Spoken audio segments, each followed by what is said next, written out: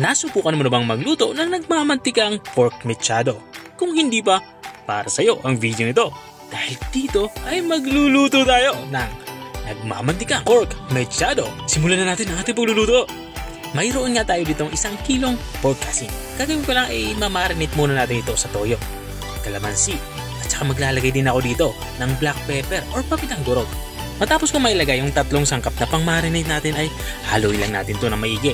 Ang purpose naman ng pagmamassage or paglalamas dito sa ating karning baboy ay para madaling manood yung mga pampalasa nating inilagay dito sa ating karning baboy. At matapos nga natin ito mahalo ay tabi muna natin ito, marinate natin ito ng mga 1 oras. At habang nga tayo nagmamarinate, dito naman sa parte nito ay magsisimula na tayo magprito. Gagawin ko dito ay piprituhin lang natin itong ating iba pang sangkap. Mayroon tayo dito ang patatas. Stahin lang natin ito ng bahagya at itabi. At matapos nating maitabi yung patatas ay dito naman tayo sa carrots. Gagawin ko lang ay katulad din ng patatas. Tutustahin lang natin to ng bahagya at saka natin to itatabi.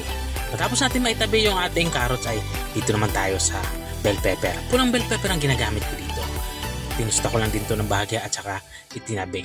Matapos nga natin maitabi yung ating mga prinitong carrots, patatas, saka bell pepper, dito naman sa parteng ito ay isisir natin itong ating na-marinate na karning baboy. Gagawin ko lang dito ay babrown lang natin hanggang sa lumabas yung mantika nito. Mas masarap kasi dito kapag ganito yung dish ay yung medyo tostado yung ating karning baboy. At kapag natusta na ito ng bahagya, katulad ng nakikita nyo ay itabi na natin ito. At kung nanonood ka pa rin hanggang dito sa parte ng aking video, ibig sabihin ay interesado ka sa aking niluluto.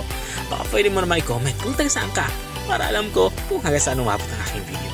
Matapos ko nga maitabi itong ating sir na karning baboy ay magsisimula na tayong mag-isa. Unang inilagay ko yung bawang at isinunod ko na din yung ating sibuyas. Pulang sibuyas ang ginagamit ko dito. At naglagay na din ako dito ng kamatis. Ang gagawin ko lang ay igigisa natin to hanggang sa lumabas yung aroma niya. Kapag ganito na itsura niya ay ilalagay na natin itong ating tomato paste. Bali mga 1 kutsarang tomato paste nga ay inilalagay dito. Ang gagawin ko lang igigisa din natin itong ating tomato paste para mabawasan yung asim nito. Asim kasi ito dahil concentrated. Kapag ganito na itsura niya, ibabalik na din natin itong ating nasir na karning baboy. At sa parte nga ito ay inilalagay ko na itong ating naitabing karning baboy. At matapos ko mailagay itong ating nasir na karning baboy, ay haluin ko lang ito hanggang sa mabalot ito ng ating nilagay na tomato paste. At dito nga sa parte nito ay inilalagay ko na yung ating pinagbabaran at naglagay na din ako dito ng tubig. At sa tubig naman ay sapat para makapagpalambot ditong ating karning baboy. Maglalagay na din ako dito ng pork cube para mas malasa itong ating niluluto. Saka ko ito tatakpan at papakuloy natin ito ng mga 30 to 40 minutes para siguradong lutong-luto at malambot yung ating karning baboy. Makalipas nga ng 40 minutes ay binuksan ko ito. Dito naman sa parting ito ay naigana yung sabaw at sigurado akong malambot na yung ating karning baboy. At habang nga tayo ay nagpapatuloy sa ating pagluluto, gusto ko lang i-shoutout ang mga masusugid nating mga taga-subaybay. Big shoutout nga kay Ma'am Virginia Gagarin. Shoutout din kay Sir Dennis Payumo Dizon ng Pampanga. At shoutout din kay Engineer Dario Torales galing kay Sir Eric Francisco Ginto. At maraming salamat din sa mga walang sawang nanunood at nakasubaybay dito sa aking channel. Balik na tayo dito sa ating nilulutong ulam.